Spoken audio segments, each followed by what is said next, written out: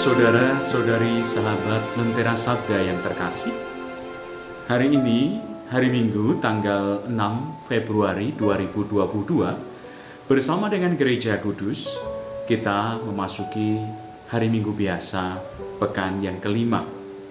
Permenungan saya akan saya dasarkan pada bacaan Injil yang diambil dari Injil Lukas, berkisah mengenai panggilan murid yang pertama. Suster, ibu bapak, saudara-saudari, sahabat Lentera Sabda yang terkasih. Seringkali ketika kita membaca panggilan para rasul atau para murid untuk yang pertama kali, kita kemudian berpikir, sulit sekali ya untuk mengikuti para murid. Bagaimana ketika Tuhan Yesus memanggil mereka, mereka kemudian meninggalkan pekerjaan mereka, kemudian mengikuti Tuhan Yesus. Seperti halnya digambarkan dalam bacaan Injil pada hari ini. Bagaimana para murid meninggalkan jalannya, kemudian mengikuti Tuhan Yesus. Tetapi sadarkah kita, sejatinya para murid itu tetap ada pekerjaan mereka sebagai nelayan. Ketika Tuhan Yesus berusia 30 tahun, Tuhan Yesus berpindah dari Nazaret menuju ke kota Kapernaum, sebuah kota di sekitaran Danau Galilea. Dan Tuhan Yesus memanggil murid-muridnya yang adalah nelayan, yang notabene adalah tetangganya. Dan kita harus ketahui bagaimana Tuhan Yesus itu tidak setiap hari ya mengajar, tetapi ada momen, ada waktu tertentu ketika Tuhan Yesus mengumpulkan para murid untuk kemudian mendapatkan pengajaran. Ketika Tuhan Yesus mengajak para murid juga untuk melakukan begitu banyak mujizat. Petrus dikenal sebagai seorang nelayan yang handal. Petrus juga diketahui memiliki sebuah tempat untuk pengasinan ikan.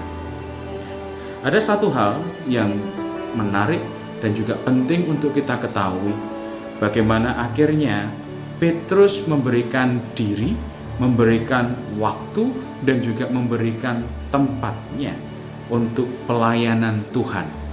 Jadi Petrus tetaplah seorang nelayan, tetapi ketika Tuhan Yesus itu membutuhkan dia selalu siap untuk mendampingi Tuhan Yesus.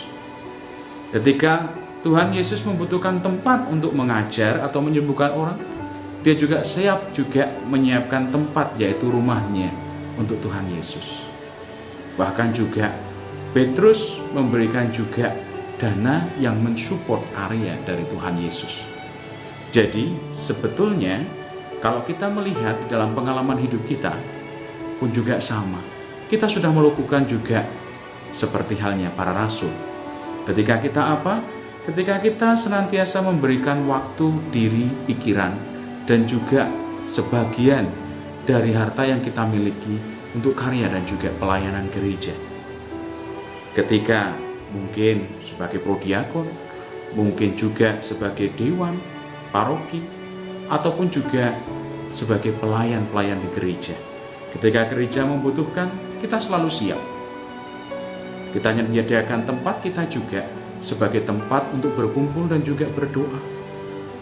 Bukankah semangat para rasul juga sudah kita hidupi? Kalau seandainya belum, mari saya mengajak kepada kita semua untuk menjadi rasul-rasul di era modern ini. Bagaimana kita memberikan waktu dan juga diri kita, pemikiran kita untuk kemajuan gereja. Semakin banyak yang terlibat, maka semakin banyak orang juga yang mendapatkan kasih karunia dari Allah. Berkat dan juga rahmat Allah melimpah atas diri kita, komunitas dan juga keluarga kita. Dalam nama Bapa dan Putra dan Roh Kudus. Amin. Lentera Sabda.